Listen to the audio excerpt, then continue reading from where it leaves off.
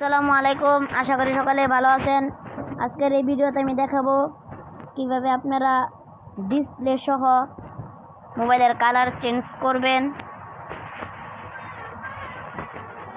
তো ভিডিওটা পুরোটুক দেখবেন, তাহলে আজকে বুঝতে পারবেন কিভাবে আপনারা মোবাইলের ডিসপ্লে সহ সব অ্যাপ সহ কিভাবে আপনারা কালার চেঞ্জ করবেন। তার জন্য সর্বপ্রথম চলে যাবেন আপনার মোবাইলের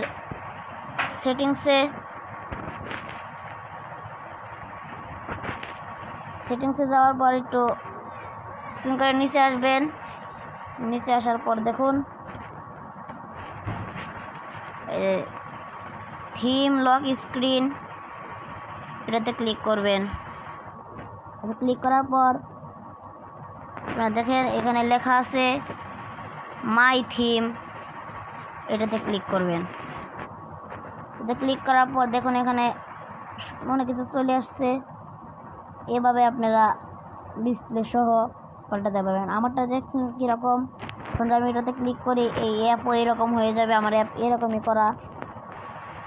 এখন যদি আমি এরকম করি এরকম হবে, আমারটা এরকম করা, আমি এটা এরকম করে দেখাচ্ছি।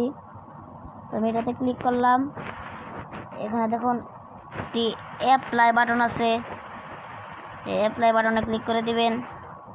লোড নেবে, তো আমারটা জাস্ট করাই আছে তাই লোড নেয়নি। আপনারা করেন, আপনার এটা হবে। তো এই ছিল আমার ভিডিও।